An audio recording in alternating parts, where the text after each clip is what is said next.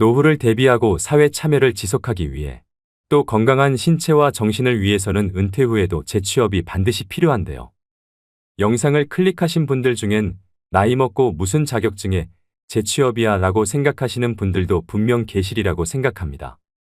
하지만 노후라고 다르지 않습니다. 대한민국이 고령화 사회로 진입하면서 퇴직 후 인생 2막의 설계가 화두로 떠오른 지는 이미 오래전입니다. 통계청의 조사 결과에 따르면 55세에서 69세 중 은퇴 후에도 계속 일하고 싶다는 사람은 72.5%에 달했습니다.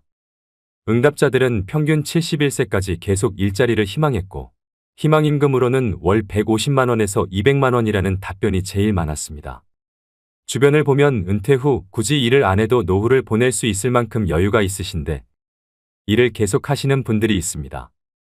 이처럼 은퇴 후 제2의 직업을 찾는 데에는 금전적인 이유만 있는 것은 아닙니다. 은퇴 후에는 필연적으로 자존감 하락과 공허함, 우울 등이 찾아오기 마련인데 시니어 취업은 이를 해소해주는 가장 큰 역할을 하게 되는데요. 뿐만 아니라 경제적으로도 여유가 생겨 자기를 책임질 수 있게 됩니다. 늙어서 괜히 자녀들 눈치나 보며 살 필요가 없다는 말이지요. 그렇다면 시니어 자격증은 어떤 특징이 있을까요? 시니어들은 취업에 즉시 활용할 수 있는 자격증을 선호하는 경향이 있는 것으로 나타났는데요. 오늘은 실제로 취득 후 바로 취업에 활용이 가능한 자격증 5가지에 신종직종 1가지를 더해서 총 6가지를 알려드리려고 합니다. 자격증 취득 방법과 현실적인 연봉 그리고 앞으로의 전망도 함께 말씀드리겠습니다.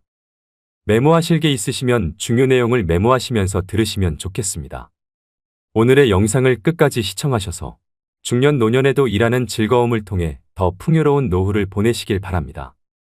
50대, 60대 분들에게 첫 번째로 추천드리는 자격증은 바로 건축도장기능사입니다. 건축도장기능사는 건축물을 보호하기 위해 건물 내외부를 페인트 등으로 도색하는 작업으로 중장년 여성분들도 하실 수 있을 만큼 건설업종에서는 작업 난이도가 무난한 편인데요. 그래서인지 50대 이상 여성의 취득률이 2위로 선정될 만큼 시니어들이 선호하는 자격증입니다. 그렇다면 건축도장기능사가 되려면 어떻게 해야 할까요? 건축도장기능사는 필기는 없고 실기시험만 진행됩니다. 응시 자격에는 제한이 없으며 시험 일정은 1년에 총 4번이 있습니다. 실기 100점 만점에 60점 이상 취득 시 합격인데요. 합격률은 약 60%에 가까운 합격률로 높은 편에 속합니다. 준비만 꼼꼼히 하시면 한 번에 무난히 붙을 수 있는 자격증입니다. 실기의 경우 실제 재료를 가지고 도장 연습을 하는 것이 무엇보다 중요한데 유튜브 등으로 독학하여 준비하시는 분들도 있습니다만 학습 여건상 학원에서 공부하시는 것이 훨씬 많은 도움을 받을 수 있습니다. 그런데 생각보다 많이 드는 비용에 헉할 때가 있습니다. 이럴 때 학원 비용의 부담을 줄일 수 있는 국민내일 배움카드를 활용하셔야 합니다. 은퇴 후 새로운 인생을 준비하는 분들에게 아주 큰 도움이 되는 자격증 지원 사업입니다. 내일 배움 카드의 신청 방법 등 자세한 내용은 영상의 끝부분에서 종합적으로 다시 말씀드리겠습니다. 건축도장기능사 자격을 취득하면 도장공으로 취업하는 게 일반적입니다. 앞으로의 취업 전망은 우리나라의 건축물 경우에는 노후화가 심한 상태이기 때문에 수요는 오히려 점점 높아지고 있다고 하는데요. 인테리어 업체로 취업할 경우 기업과 경력, 지역에 따라 다르지만 월 200에서 300만 원 정도이고 건설 현장에서 일할 때의 일당은 보통 15만 원에서 25만 원 수준으로 알려져 있습니다. 요즘에는 예전과 달리 건축물뿐만 아니라 금속 목재 등 도장 범위가 넓어지고 있어 전망 또한 좋은 편에 속합니다. 또 도장공의 연령이 높고 젊은이들은 직업으로서 진입을 꺼리고 있는 실정이어서 중장년 이상의 인력 수요는 서서히 증가할 전망입니다. 50대, 60대 분들에게 두 번째로 추천드리는 자격증은 바로 한식조리기능사입니다. 한식조리기능사 자격증은 매년 꾸준히 높은 응시율과 여성 시니어들의 인기를 유지하는 자격증인데요. 살림 경험을 바탕으로 요리에 자신 있으신 분들이 가장 선호하는 자격증입니다. 자격증 취득 후 일반 음식점부터 국공립 어린이집이나 병원, 학교 등의 단체급식소에서 조리사로 취업이 가능합니다. 특히 학교 급식소에서 일하면 퇴근 시간이 빠르고 방학 기간에 쉴 수 있다는 장점이 있습니다. 그렇다면 한식조리사가 되려면 어떻게 해야 할까요? 한식기능조리사 자격증은 산업인력공단에서 시행하는 시험으로 나이나 경력, 학력 등의 응시 자격에 제한이 없습니다. 자격증 취득 과정은 필기와 실기 시험으로 나눠지는데요. 필기 시험의 합격률은 45% 정도로 1시간 동안 사지선다형 60문제를 풀어야 되며 60점 이상 맞으면 합격입니다. 문제집 한 권을 사서 2주에서 3주 정도 시간을 투자해 공부하면 무리 없이 합격하는 수준이라고 합니다. 반면 실기시험 합격률은 35% 정도로 결코 난이도가 낮은 시험은 아닙니다. 실기시험은 한식 메뉴 31개 중 2개가 랜덤으로 출제되고 70분 동안 주어진 재료로 조리해야 합니다. 특히 실기시험의 경우엔 공식을 잘 따라하셔야 되기 때문에 학원에서 수업을 들으시는 게 보다 단기간에 합격할 수 있는 방법인데요. 한식조리기능사 같은 경우도 내일 배움 카드로 실기시험에 대비한 교육비를 최대 100%까지 지원받을 수 있으니 꼭 활용해 보시면 좋겠습니다.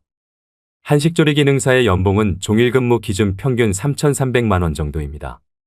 대부분의 어린이집이나 단체급식소 같은 경우엔 종일근무가 아닌 파트타임을 선호하는 경우도 많습니다.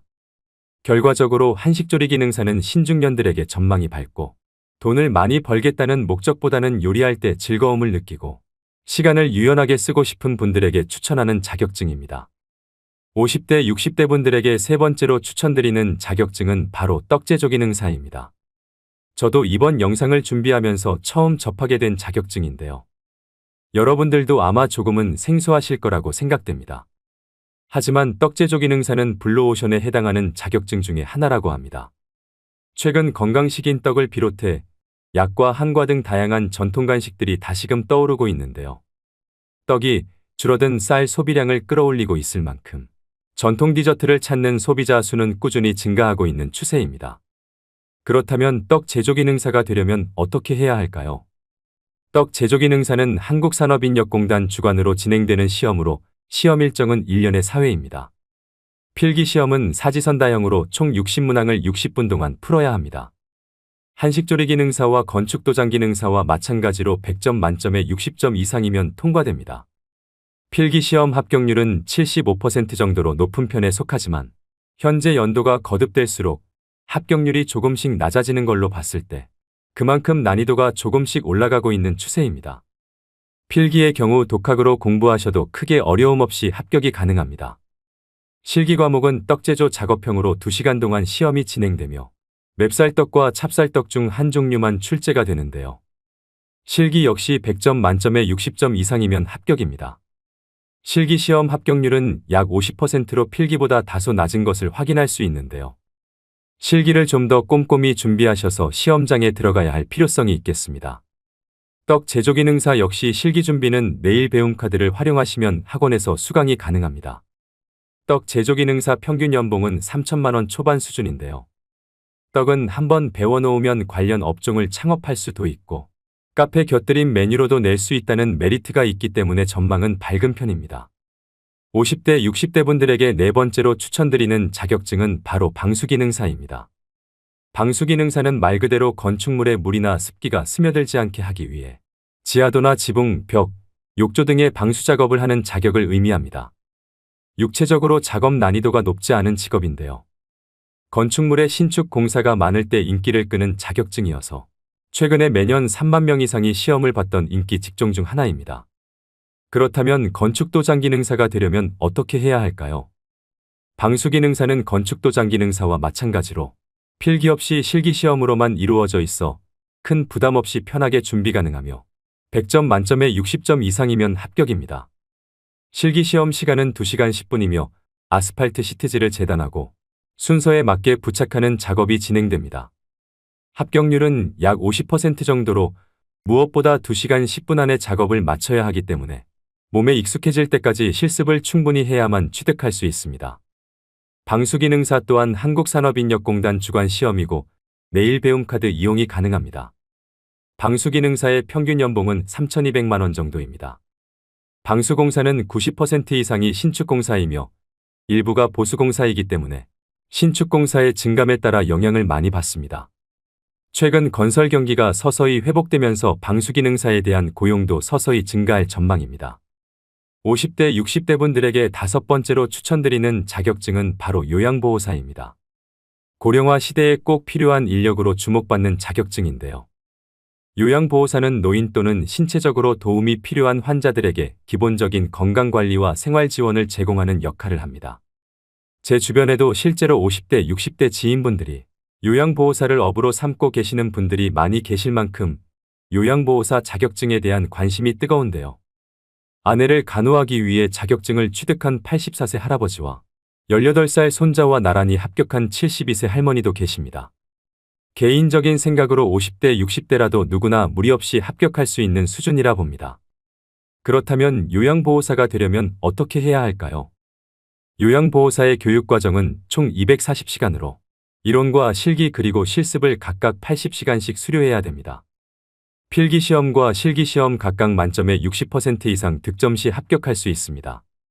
하지만 2024년부터는 이론 240시간, 실기 80시간으로 기존 교육이수 시간에서 80시간이 더 늘어날 예정입니다. 자격증을 취득한 요양보호사는 흔히 양로원이라 말하는 시설이나 주야간 보호센터에서 일할 수 있게 되는데요. 또 제가 서비스라고 해서 집으로 직접 방문해 가사 지원과 신체 수발 서비스 등을 담당하기도 합니다. 다만 급여가 안정적이지 않고 값싼 가정부를 고용했다는 듯 노골적으로 잡일을 시키는 환자나 가족이 있을 수 있습니다.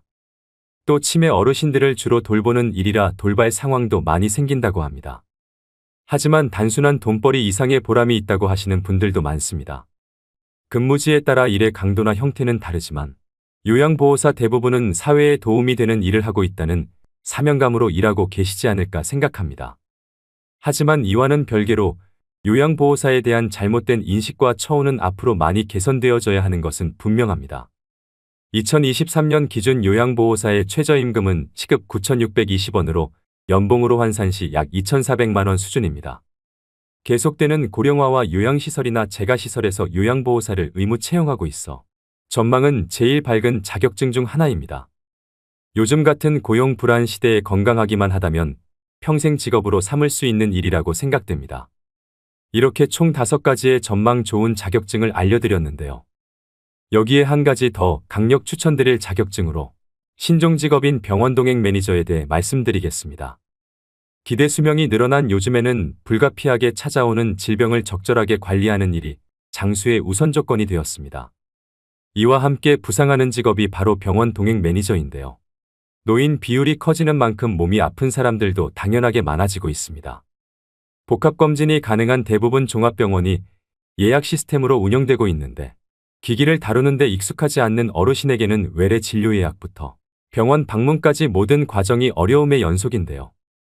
그나마 가족이 도움을 줄 수 있다면 괜찮지만 각자 밥벌이로 인해 부모의 외래 진료에 동행하기 위해 시간을 내기는 쉽지 않습니다.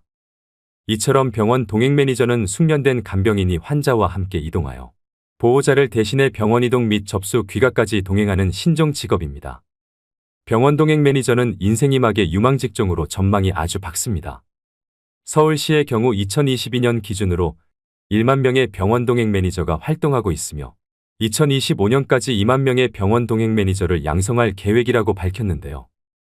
노인 인구가 빠르게 증가하면서 시니어 1인 가구는 더욱 늘어날 것이기 때문에 병원 동행 매니저의 수요는 앞으로 더욱 증가할 것으로 예상되고 장년 노년분들이 하기에 괜찮은 직업으로 생각이 됩니다. 그렇다면 병원 동행 매니저가 되려면 어떻게 해야 할까요? 병원 동행 매니저로 활동하기 위해서는 간호사, 간호조무사나 요양보호사, 사회복지사 자격 중 한 가지 이상의 자격증을 소유하고 있어야 합니다. 소지하고 계신 자격증이 없으시다면 사회복지사 2급 취득으로 접근하시는 게 가장 수월한 방법인데요. 사회복지사 2급은 필기시험 없이 온라인 수업 이수 후 실습을 하면 취득할 수 있습니다. 한국산업인력공단이나 한국사회복지사협회 홈페이지에서 접수를 진행할 수 있습니다. 가장 궁금해하실 급여 조건은 지역이나 업무 시간에 따라 다르겠지만 월 최대 240만 원 수입을 낼 수 있습니다. 평균 시급은 2만 원 수준으로 모든 서비스는 기본 2시간 이상 제공되기 때문에 한 번 병원 동행 시 최소 4만 원을 받을 수 있습니다. 근무 시간을 여유롭게 사용할 수 있고 업무 강도도 무난한 편에 속하기 때문에 하루빨리 자격증을 취득하셔서 제2의 직업으로 삼아보시면 어떨까요? 그렇다면 말씀드린 5가지의 기능사 자격시험은 어디에서 신청할까요? 한국산업인력공단 사이트인 큐넷 사이트에 접속하셔서 원서 접수를 진행하셔야 합니다. 설명드린 자격증마다 말씀드렸다시피 국민배움 체험카드를 100% 활용하셔서 취득하셔야 비용을 최대한 아낄 수 있습니다.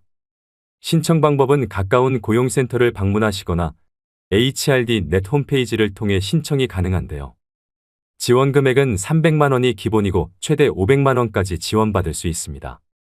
지원 범위 내에서 전체 훈련비의 45에서 85%가 국비 지원이 됩니다. 아무래도 어르신들은 컴퓨터로 신청하는 것은 어려움이 있을 수 있기 때문에 언급해드린 자격증 취득에 의사가 있으신 분들이라면 자녀에게 도움을 요청하시거나 그마저도 어렵다면 고용센터에 방문해서 자세한 상담을 받아보시는 것이 좋겠습니다. 오늘의 영상 어떠셨나요? 영상을 보시고 이렇게 말씀하시는 분들도 계실 겁니다. 일이야 계속 하고 싶지요. 하지만 나이 든 사람을 누가 써준답니까? 라고 하시며 일자리를 구할 생각조차 하지 않는 분들도 많을 거라고 생각합니다. 자격증을 취득해도 나이 때문에 일자리를 구하기 힘든 현실이라고도 말씀하십니다. 저는 이 의견이 맞는 말인 것 같기도 하지만 또 틀린 말이기도 한 것 같은데요. 일자리를 구하지 못하는 것은 나이 때문만이 아닙니다. 쉬운 일만 찾거나 이미 지나버린 자신의 전성기만 생각하고 눈높이를 낮춰 일자리를 구하지 않기 때문인 경우가 더 많습니다. 하늘은 스스로 돕는 자를 돕는다고 했습니다. 노후에도 일을 계속하겠다는 의지가 있으시다면 스스로 변하고 일자리를 얻기 위해 노력하셔야 합니다. 내가 과거에 무엇을 했느냐가 아니라 현재 내가 어떤 상황에 있고 앞으로 어떻게 살아갈 것인가를 정확히 인식하는 것이 중요합니다. 노후에 일자리를 위해 명심해야 할 것이 있습니다. 용기 있는 자가 일자리를 얻는다. 두드려라. 그러면 열릴 것이다. 마지막으로 구독자 여러분들이 이미 취득하셨거나 공부 중이신 자격증, 그리고 제2의 직업으로 삼고 계신 일이 있으시면 댓글로 공유해 주시면 감사하겠습니다. 또 궁금하신 질문을 댓글로 남겨주시면 성심성의껏 답변 드리도록 하겠습니다. 오늘도 노후의 지혜와 함께 해주셔서 감사드립니다. 황금빛으로 무르익어가는 여러분의 지혜로운 인생을 언제나 응원합니다.